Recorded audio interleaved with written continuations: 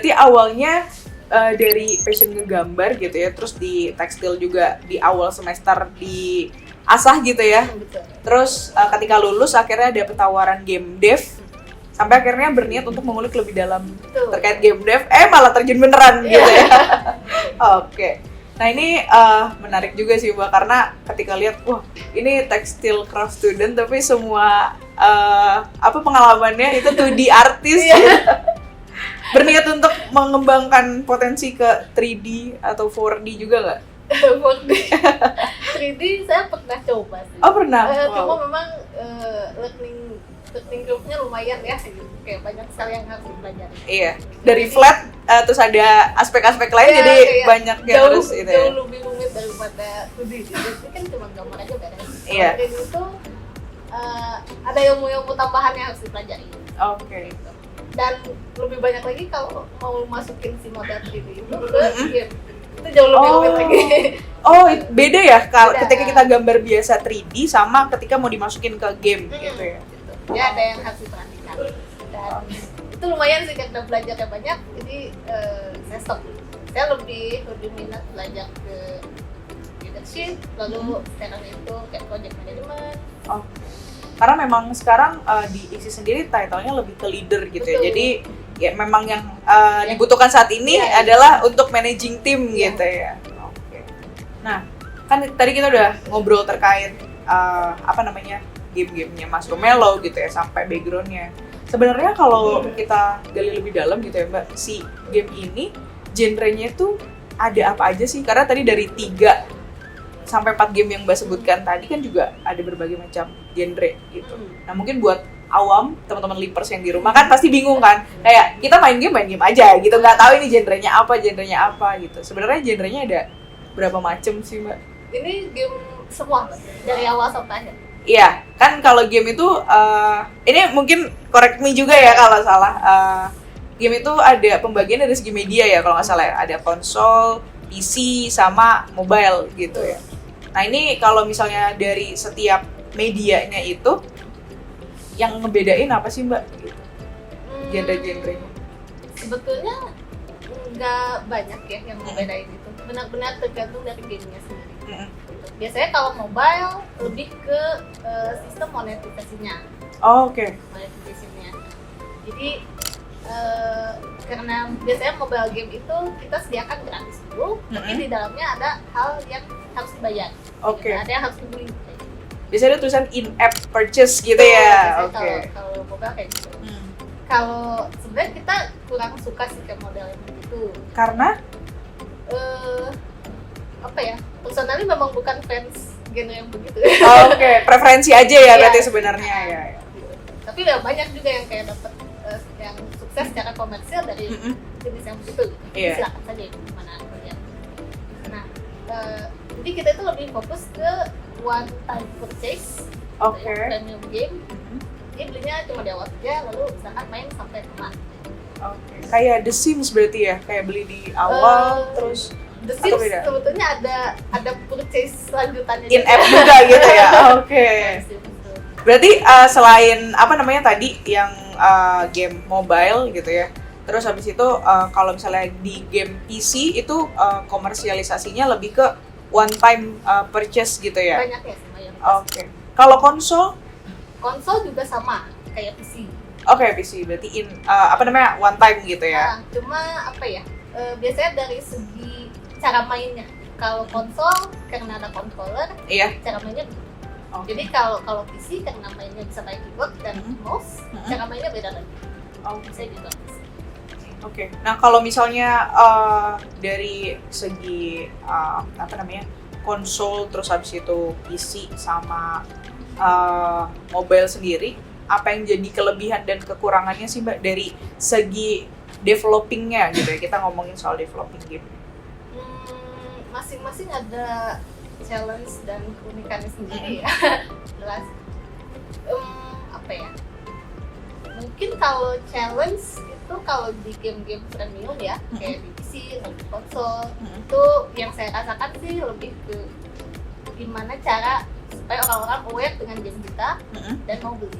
Jadi lebih ke sisi marketingnya. Saya kalau dari development sebenarnya nggak banyak yang berubah gitu. Oke. Karena kalau ketika di Play Store pun banyak banget saingannya gitu ya. Bahkan bisa kita ngeliat dari segi rankingnya gitu ya. Kalau downloadernya makin banyak kita bisa paling atas gitu. Sedangkan untuk menarik downloader itu kan juga challenging juga gitu ya. Oke. Tapi kalau di mobile kan ada in-app purchase-nya gitu. Jadi dari awal itu harus challenge-nya itu gimana supaya si in-app purchase-nya ini optimal. Oke. Berarti sudah dimikirin dari awal gitu ya. Kita mau jualannya di segimana gitu ya. Terus gimana caranya pembeli itu membeli gitu untuk menyelesaikan levelnya gitu ya. Iya benar-benar. Karena aku juga main game itu juga gitu ya. Namanya kalau misalnya Mbak tahu Cooking Madness gitu. Dan itu dia tuh ada satu level yang aku tuh mainin berkali-kali kayak udah 10 kali lebih tuh nggak lolos gitu. Sampai akhirnya aku membeli energi tambahan lah atau kayak gems-nya untuk beli biasanya tuh kayak kekuatan tambahan dan segala macam. Baru bisa lolos. Kayak uangnya itu dapatnya dari situ. Iya. Dan iklannya banyak banget loh biasanya. Oke. Kalau misalnya yang mobile sama konsol itu yang jadi challenging apa Mbak? Kalau konsol itu kita susah tembusnya. Jadi karena ada yang namanya dev kit gitu ya.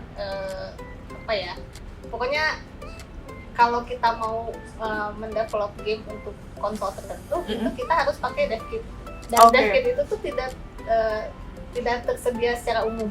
Jadi kita kayak harus apply gitu ke Sony atau ke Nintendo gitu untuk beli dev kitnya. Oh, berarti tergantung penyedia konsolnya siapa. Oke. Wow, ini pengetahuan baru nih. Gitu. Ya, jadi karena itu sih kitnya itu dev kitnya itu kita harus beli dan lumayan harganya. Dan developer Indonesia juga masih jarang sih yang bisa ngedevelop di konsol. Karena ya tadi selain mahal, tembusnya juga susah gitu ya. Betul. Karena itu harus mungkin bisa dibilang di review dulu gitu ya sama tim penyedia konsolnya gitu. Karena ya pada akhirnya mereka hanya bisa mainin di konsol tersebut. Kalau misalnya nggak menarik gamenya, ya nggak ada yang mau beli konsolnya juga gitu ya. Oke. Kalau sekarang kan berarti mobile gitu ya. Kalau mobile yang Mbak bikin apa yang jadi challenge? PC. Iya, PC. Kita tadi sih untuk development-nya sendiri sebenarnya nggak banyak kesulitan gitu ya. Tapi yang challenging itu supaya si orang-orang itu aware dengan game kita dan mau beli itu prosesnya itu panjang. Itu bisa setahun gitu sampai akhirnya rilis. Sampai orang-orang aware gitu ya, membangun awareness itu sampai ya orang-orang mau beli gitu, panjang prosesnya. Iya, karena dari awal mereka sudah harus mengeluarkan uang kan, jadi harus tertarik dulu gitu ya. Iya, karena jadi beli di awal, gitu ya. Gamenya kan harus beli dulu di awal baru bisa dimainin. Iya. Jadi kan ya mereka mikir gitu ya, kalau misalnya gamenya nggak seru, gue udah ngeluarin duit banyak nih gitu kan. Oke. Nah, kita mungkin balik ke Masroomellow gitu ya. Masroomellow kan akhir-akhir ini karena aku sering banget bikin konten terkait Masroomellow kayak Masroomellow lagi nih, iya prestasinya Masroomellow lagi gitu ya. Tadi ada beberapa gitu ya yang sempat disebutkan gitu. Nah itu gimana sih Mbak bisa mendapatkan gitu ya si nominasi tersebut gitu? Mungkin apakah ada yang menawarkan gitu ya? Maksudnya ikutan awarding ini yuk atau sebaliknya gitu ya? Apakah atau memang mendaftar gitu ke award tersebut? Gitu. Ini anehnya tuh. Kenapa tuh? Soalnya saya sendiri nggak merasa mendaftarkan ke award itu gitu. Oke. Jadi sepertinya ada yang ngedaftarin game kita gitu ke award yang kemarin itu, tapi bahkan nggak bilang saya. Jadi saya tuh tahu kayak udah mendapatkan gitu ya. Nih dapat nominasi ini. Loh. Siapa yang daftarin? Gitu. Oke, wah menarik. Boleh direkap lagi Mbak? Ada akhir ini di 2022 sepanjang 2022 dapat penghargaan apa aja? Kita itu kemarin yang paling besar itu mungkin Indie Rise ya. Indie Rise, New Talents, kalau nggak salah juga New Talent Award. kita menang kategori New Challenger. Nah ini saya daftar. Oke, ini daftar. Ini di bulan apa nih Mbak? Bulan lalu kalau nggak salah. Oke, Atau bulan ini. Masih baru banget. Oke. Ya itu di situ kita cuma submit pitch deck. Oke. Gitu ya. Kita bahkan nggak nge-submit demo build, cuma pitch deck aja. Tapi alhamdulillah berhasil menang. Gitu. Lalu dapet itu kita juga dapat nominasi di Indonesia Game Awards. Oke. Tapi itu saya nggak daftar. Oke. Saya nggak tahu siapa yang daftar. Ini tiba-tiba menang. Nggak menang sih, nominasi aja. Nominasi. Oke. Gitu. Terus apa lagi ya? Nominasi apa nih Mbak yang Indonesia Game Award? Itu kita dapat Best Art sama Best Art. Best Naratif. Oke. Gitu, untuk Kohana. Lalu apa lagi ya? Lebih ke fitur sih. Fitur. Jadi apa kita tuh yang Korean Game Festival. Lalu apa ya? Paling jadi pembicara saja sih gitu. Oke. Terus kemarin saya diundang jadi pembicara di Hima Game Tech. Oke. Oke, wow, ini banyak banget prestasinya gitu ya untuk startup yang baru masuk IKSI gitu ya di tahun ini juga gitu ya, langsung bombardir pencapaian gitu. Alhamdulillah. Mungkin bisa kasih tips and trick gitu atau mungkin pesan-pesan gitu ya gimana caranya, karena kan tadi ketika developing game di PC itu challenging-nya itu gimana caranya orang kenal gitu, dan pasti penghargaan itu jadi salah satu jembatan juga biar orang-orang tuh makin mengenal Mushroom-Mellow kan gitu. Nah, mungkin ada nggak tips and trick gitu ya atau pesan-pesan ke para game developer gitu ya atau startup game yang pengen mengikuti jejaknya Mushroom-Mellow juga?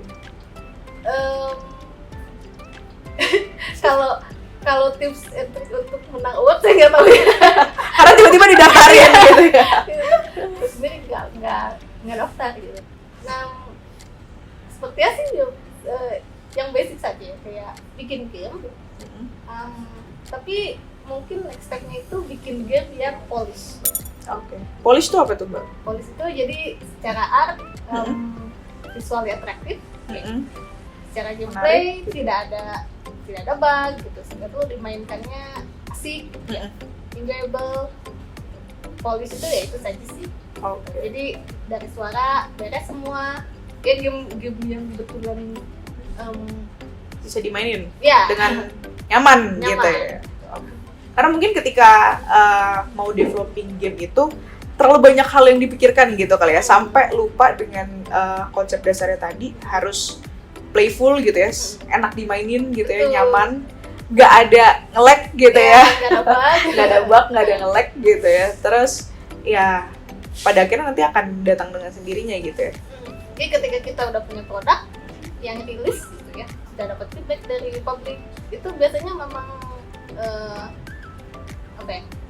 nge-attract sendiri gitu, nge-attract macam-macam lah gitu, awareness gitu. Karena pas aku juga mampir gitu ya ke itch.io-nya Mushroom-Mellow gitu ya, banyak banget review positif, sampai akhirnya aku penasaran emang sebagus apakah game ini gitu ya, karena dari reviewan orang-orang tadi gitu. Karena mungkin Mbak Sylvie sendiri mengusung konsep itu, memegang mungkin peranan bahwa ketika bikin game harus playful dan nggak ada lag dan bug. Oke. Mungkin mau promosi dulu Mbak, Mushroom-Mellow. Promosi apa ya? Ya paling tolong follow sosial media kita di Twitter, lalu kita juga punya YouTube gitu. Kita punya itch.io. Jadi tolong mainkan game kita dan follow sosial media kita untuk next update lah. Oke. Karena tadi masih ada Wonderlier yang masih ditunggu untuk proses rilisnya gitu ya. Penasaran nih teman-teman, cek aja di itch.io-nya, nanti mungkin kita bisa kasih grafis twin ya di sini untuk portofolionya Mushroom-Mellow. Dan thank you banget nih Mbak Sylvie sudah hadir siang hari ini buat cerita-cerita terkait Mushroom-Mellow, biar makin banyak Leapers yang tahu bahwa game itu makin lama tuh makin berkembang gitu ya. Betul. Makin banyak yang mainin juga gitu. Dan proses di belakangnya itu menarik banget gitu untuk dipelajari bareng. Thank you sekali lagi Mbak Sylvie. Thank you juga buat Leapers yang udah nonton. Kita ketemu lagi di episode berikutnya, di episode ke-6. Tetap subscribe gitu ya, indigo.telkom, terus juga follow semua sosial medianya untuk tahu update terbarunya terkait semua konten-konten startup gitu ya, di startup dengan berbagai macam industri, game, kesehatan, dan yang lain-lain hanya di Founders Backroom. Sampai ketemu lagi di episode berikutnya. Selamat siang semuanya.